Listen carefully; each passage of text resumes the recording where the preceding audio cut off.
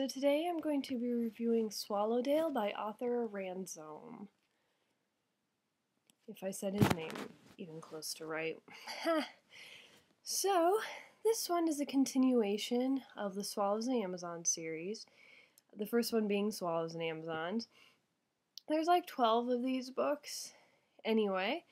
So the basic premise is it continues off where Swallows and Amazons left off. So it's a year later with the Walker kids and the Blacketts, the two girls who are pirates. And it's basically another adventure book about what they do for the summer. And I don't know if I went over the characters last time. I guess I will this time as briefly as I can. So there's, I guess, 6 main characters. There's the 4 Walker kids. There is a 5th one, but she's too young to really participate at this point in time, or at this point in the books. And there's the 2 Blackett sisters. The Walkers are John, who's the oldest. He's the captain of the Swallow, and he's basically your typical oldest sibling, you know, in charge, etc. You've got Susan, who's kind of like the motherly, very clean, very good at taking care of everybody character. Then there's Titty, who is the crazy girl. Like, Titty's just a hoot.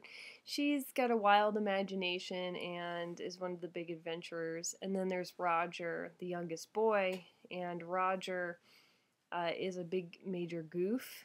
He's such a funny kid. He's cute though, and he's got some of the funniest lines.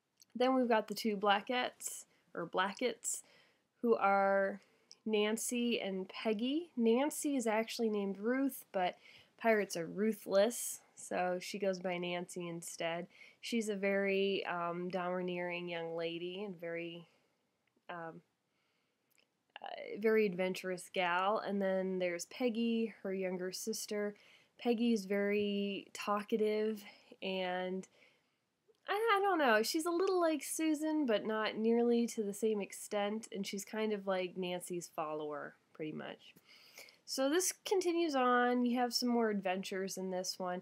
Honestly, comparing it to Swallows and Amazons, I thought it was a lot better. Swallows and Amazons suffers from over-description of a lot of things. This book does too.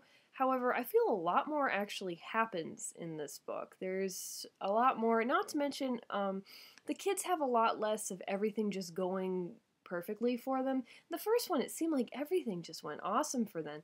And this one, they do have a lot more hang-ups and a lot more stuff happens. So I really liked that aspect about this one.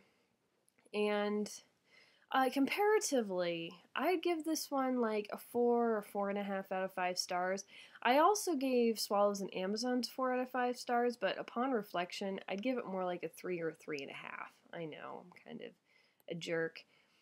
My boyfriend really loves these books, so obviously I'm careful not to criticize anything in them, but it is a genuinely good kids book. It is interesting. I totally recommend it for kids, like middle schoolish age, maybe a little bit younger than that, like young middle school.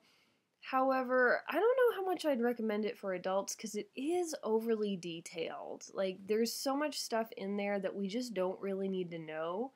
However, it's got a really good heart to it, and it's fun, so I don't know, if you're really into camping and sailing, might be a pretty good choice. So I hope you're all doing well. Bye.